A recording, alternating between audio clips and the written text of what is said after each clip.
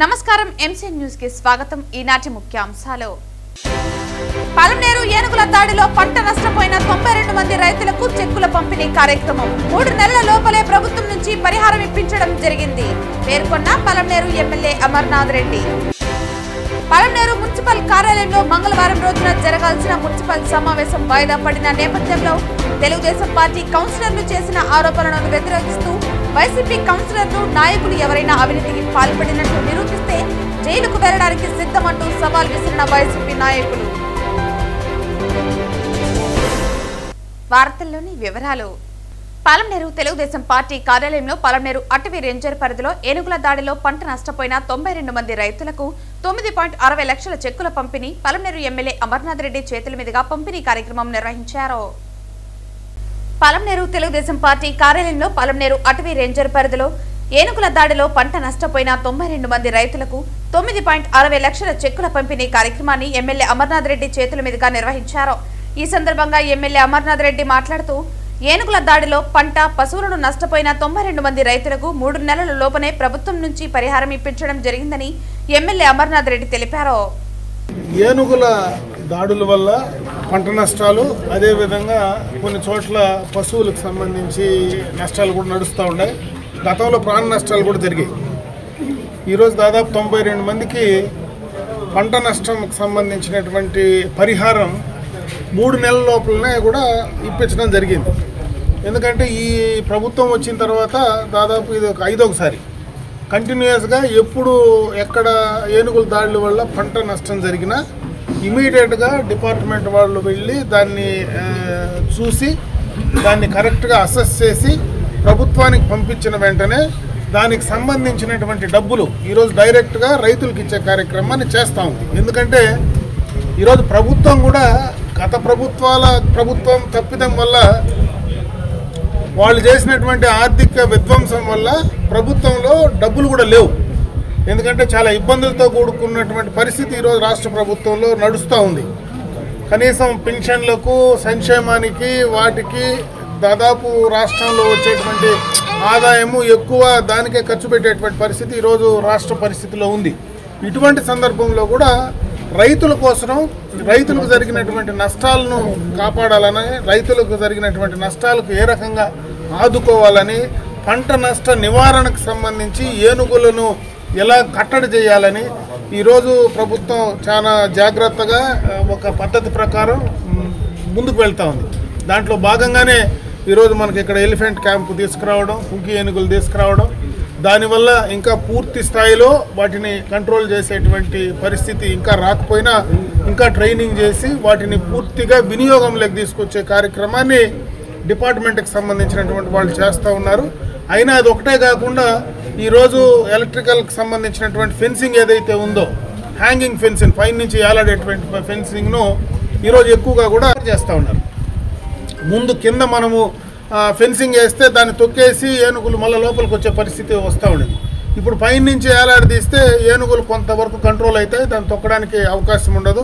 ఆ electric shock కొడితే కొంతవరకు కంట్రోల్ ఉంటుందని ఈ మధ్యనే కూడా మళ్ళీ టెండర్స్ పిలిచి కొత్తగా మిగిలినటువంటి పని కూడా దాదాపు 40-45 లక్షల రూపాయల పని ఈ మధ్యలోనే కూడా దాన్ని స్టార్ట్ చేసే కార్యక్రమాన్ని కూడా చేస్తూ ఉన్నారు.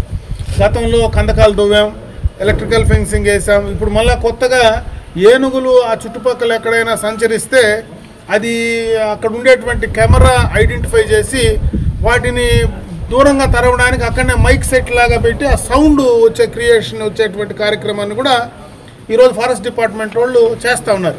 అంటే దాని ద్వారా ఆ ఏనుగులు దగ్గరకు వచ్చినప్పుడు దాన్ని ఆ కెమెరా ద్వారా, ఆర్టిఫిషియల్ ఇంటెలిజెన్స్ ద్వారా అది ఏది వచ్చింది దాన్ని బెదిరించడానికి, దూరంగా తరగడానికి మన ప్రయత్నం, మానవ ప్రయత్నం అన్నీ కూడా చేస్తూ ఉన్నాం. అయితే ఏనుగు చాలా తెలివైనటువంటి జంతువు, జంతువులన్నిటికంటే కూడా ఏనుగు తెలివైనటువంటి జంతువు. అది మనం చేసే పని ఏ రకంగా తప్పించుకొని మళ్ళీ రావాలనేటువంటి ప్రయత్నం కంటిన్యూగా చేస్తూ ఉంది. ఒక పక్క ప్రభుత్వం చేస్తూ ఉంది, ఒక పక్క అధికారులు దీనిపైన ప్రత్యేకమైనటువంటి శ్రద్ధ పెడతా ఉన్నారు. ఇంకొక పక్క మన రైతులు కూడా జాగ్రత్తగా ఉండాలి. ఎందుకంటే ఆ ఏనుగులు వచ్చినప్పుడు, మన పంట నష్టం చేసినప్పుడు ఇమీడియట్గా డిపార్ట్మెంట్ వాళ్ళకి చెప్పడము, లేదా రాకుండా చేయడానికి మనం ఏ రకమైనటువంటి స్టెప్స్ వాళ్ళు చెప్పినట్లు మనం దానికి సహకరించి చేసుకోవడము, ఇవన్నీ కూడా ఒక పద్ధతి ప్రకారం కొంతవరకు వాటిని రానియకుండా నివారణ చేయడమే కాకుండా వచ్చిన తర్వాత దానికి జరిగినటువంటి నష్టాన్ని ఈరోజు ప్రభుత్వం బాధ్యత తీసుకొని పంపిణీ చేసేటువంటి కార్యక్రమం చేస్తూ ఉంది. కాబట్టి దీన్ని ఒక ప్రత్యేక కార్యక్రమం కింద, ఎందుకంటే ఈరోజు మన ప్రాంతం కంటే కూడా పూర్తిగా కల్లూరు దగ్గరనే ఎక్కువ ఏనుగులు అటుపక్క పోయి ఆ ప్రాంతాన్ని ఎక్కువ డ్యామేజ్ చేస్తూ ఉన్నాయి. పూర్తిగా కూడా అక్కడ ప్రాణ నష్టాలు ఎక్కువగా కూడా అటుపక్క కల్లూరుకు సంబంధించి మరి ఆ చంద్రగిరి మండలంలో ఆ బార్డర్కి సంబంధించి అక్కడంతా కూడా చేస్తూ ఉన్నాయి. ఏనుగులు మామూలుగా తెల్లగుడ్లు వేసుకుంటే వాటికి నచ్చదు, వైట్గా ఎప్పుడైనా కనపడితే వాటి కోపం. అట్లా కూడా మనం వేసేటువంటి బట్టలు ఏ రకంగా వేసుకోవాలా, అవి వచ్చినప్పుడు మనం ఏ రకంగా మెలగాల అనే దానిపైన కూడా మనం రైతులందరూ కూడా జాగ్రత్తగా ఉండాలా. డిపార్ట్మెంట్ వాళ్ళు కూడా దాన్ని మోటివేట్ చేసే కార్యక్రమాన్ని చేస్తూ ఉన్నారు. ఈరోజు మంచి పెద్ద కార్యక్రమాన్ని పొలంనేరులో రాష్ట్రంలోనే అతి పెద్ద కార్యక్రమం మనకు ఎలిఫెంట్ క్యాంపు, ఎలిఫెంట్ టూరిజం కూడా ఇక్కడే డెవలప్ చేస్తే ఆడ టూరిజం వల్ల కొంత చుట్టుపక్కల అంతా కూడా మనకు ఆర్థికంగా ఉపయోగపడే కార్యక్రమం. కానీ రాష్ట్ర వ్యాప్తంగా 2-3 రాష్ట్రాలకు మధ్యన ఉన్నాం కాబట్టి దానికి సంబంధించి ఎక్కువ మంది అక్కడికి చూడడానికి వచ్చేటువంటి వాళ్ళందరూ కూడా వస్తే ఇంకొక రకంగా ఈ ప్రాంతానికి ఆదాయం కూడా పెరిగేటువంటి అవకాశం ఉంటుంది. కాబట్టి దాన్ని కూడా ప్రోత్సహించేదానికి ఖచ్చితంగా కూడా అవన్నీ కూడా చర్యలు తీసుకొని చేసేటువంటి కార్యక్రమాన్ని చేస్తూ ఉన్నారు.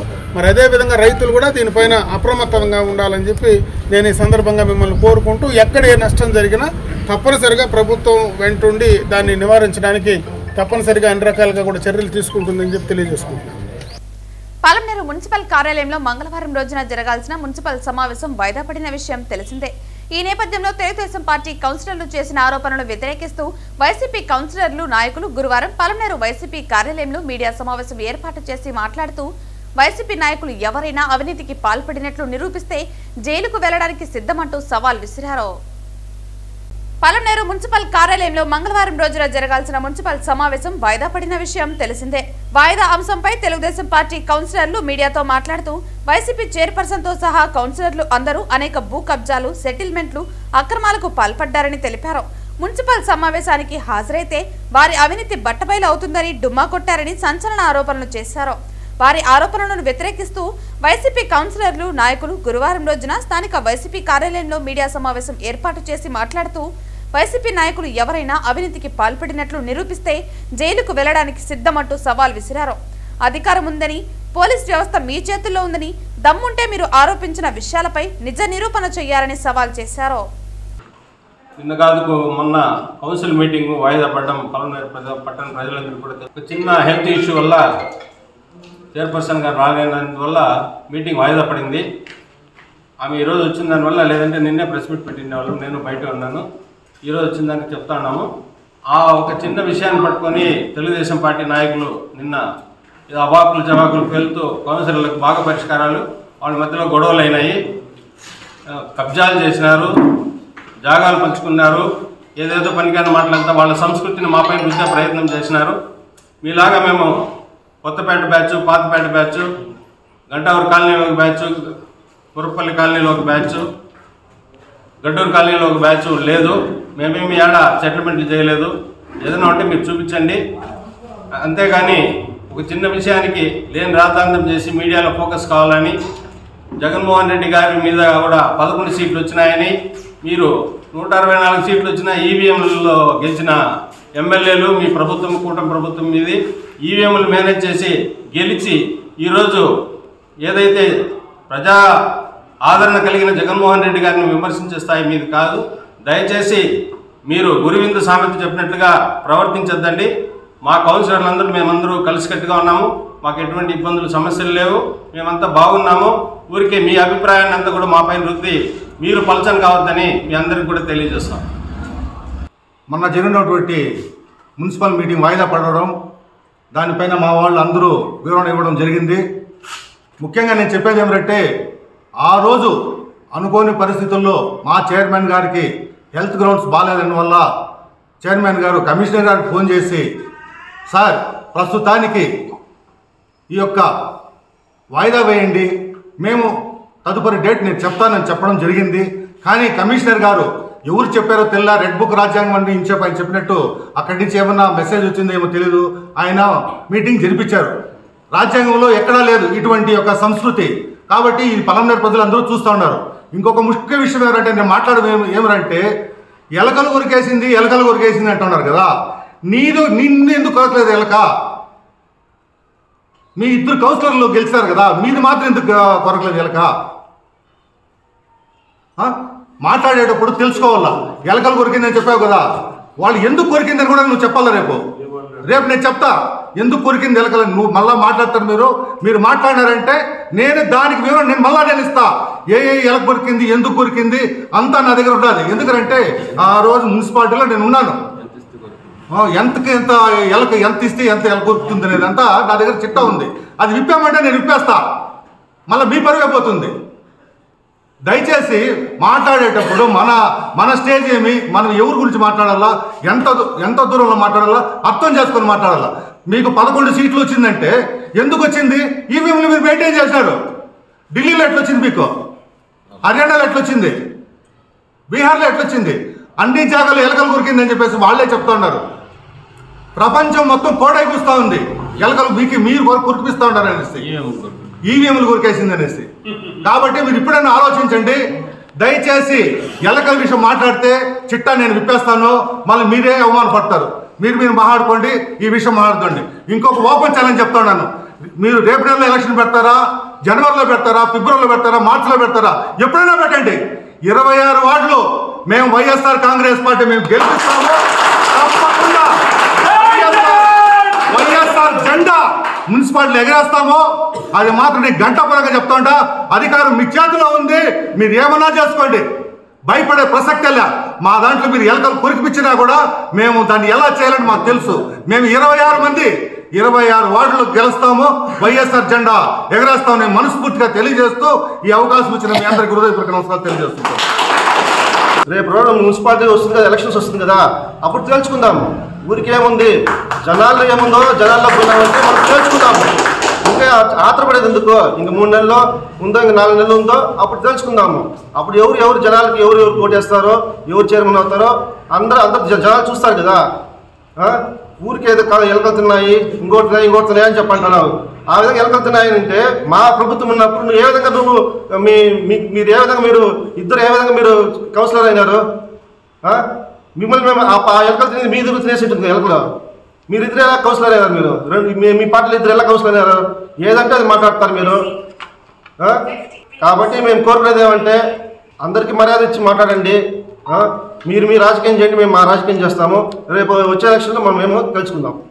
పలమనేరు పట్టణంలోని రెక్కమాను సర్కిల్ వద్ద నెలకొన్న ట్రాఫిక్ సమస్యను పరిష్కరించాలని గత మున్సిపల్ సమావేశంలో ఫిర్యాదులు అందాయి.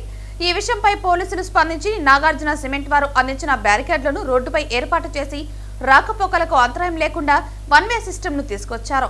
పట్టణ ప్రజలందరూ పోలీసులకు సహకరించి ట్రాఫిక్ రూల్స్ పాటించాలని ఎస్ఐ లోకేష్ తెలిపారు. పలమనేరు పట్టణంలోని రెక్కమాను సర్కిల్ వద్ద నెలకొన్న ట్రాఫిక్ సమస్యను పరిష్కరించాలని గత మున్సిపల్ సమావేశంలో ఫిర్యాదులు అందాయి. ఈ విషయంపై పోలీసులు స్పందించి నాగార్జున సిమెంట్ వారు అందించిన బ్యారికేడ్లను రోడ్డుపై ఏర్పాటు చేసి రాకపోకలకు అంతరాయం లేకుండా 1 వే సిస్టమ్ను తీసుకొచ్చారు. పట్టణ ప్రజలందరూ పోలీసులకు సహకరించి ట్రాఫిక్ రూల్స్ పాటించాలని ఎస్ఐ లోకేష్ తెలిపారు. పలమనేరు టౌన్ నందు ఈ రెక్కమాన్ జంక్షన్ దగ్గర ఎక్కువ ట్రాఫిక్ జామ్ అవుతుంది. ఈ మధ్యన మన మున్సిపల్ కౌన్సిల్ సమావేశానికి వెళ్ళినప్పుడు కూడా అదే విషయమే చెప్పారు. ఎందుకంటే ఇక్కడ బజాజ్ నుంచి వచ్చే వెహికల్స్ వస్తున్నాయి, ప్లస్ మన మదనపల్లి రోడ్ నుంచి వచ్చేవి వస్తున్నాయి, ఇట్లా మన టౌన్లో నుంచి పోయేవి కూడా వస్తున్నాయి. అక్కడ జంక్షన్ ఉండడం వల్ల ట్రాఫిక్ జామ్ ఎక్కువ అవుతుంది. అందుకే ఈ నాగార్జున సిమెంట్ లిమిటెడ్ వాళ్ళు డొనేట్ చేసినటువంటి బ్యారిగేడ్స్ ఇక్కడ రెండు పక్కల ట్రాఫిక్ జామ్ కాకుండా ఈ బ్యారిగేడ్స్ ఇక్కడ మధ్యలో పెట్టడం అయినది. ప్రజలు జాగ్రత్తగా గమనించి ఈ ట్రాఫిక్ జంక్షన్లు ఎక్కడైతే ఉంటాయో అక్కడ స్పీడ్గా పోకుండా నిదానంగా వెళ్తూ ఎటువంటి ప్రమాదాలకు లోను కాకుండా వారి గమ్యస్థానాలు చేరే విధంగా వాళ్ళు జాగ్రత్తలు తీసుకోవాలి. అట్లే మాకు కూడా పోలీసు వారికి కూడా సహకరించాలి. మేము ఒకటే కాదు, మీరు కూడా ట్రాఫిక్ రూల్స్ పాటిస్తే మన పలమనేరు టౌన్ నందు ట్రాఫిక్ లేకుండా అందరం కలిసికట్టుగా టౌన్ ప్రజలు మేము అందరం కలిసికట్టుగా నియంత్రించిన వాళ్ళమే. వార్తలు ముగించే ముందు ముఖ్యాంశాలు మరోసారి. పలమనేరు ఏనుగుల దాడిలో పంట నష్టపోయిన 92 మంది రైతులకు చెక్కుల పంపిణీ కార్యక్రమం 3 నెలల లోపలే ప్రభుత్వం నుంచి పరిహారం ఇప్పించడం జరిగింది పేర్కొన్న పలమనేరు ఎమ్మెల్యే అమర్నాథ్ రెడ్డి. పలమనేరు మున్సిపల్ కార్యాలయంలో మంగళవారం రోజున జరగాల్సిన మున్సిపల్ సమావేశం వాయిదా పడిన నేపథ్యంలో తెలుగుదేశం పార్టీ కౌన్సిలర్లు చేసిన ఆరోపణలను వ్యతిరేకిస్తూ వైసీపీ కౌన్సిలర్లు నాయకులు ఎవరైనా అవినీతికి పాల్పడినట్లు నిరూపిస్తే జైలుకు వెళ్లడానికి సిద్ధమంటూ సవాల్ విసిరిన వైసీపీ నాయకులు. ఈ వార్తలు ఇంతటితో సమాప్తం. తిరిగి వార్తల్లో మళ్ళీ కలుద్దాం. అంతవరకు సెలవు. నమస్కారం.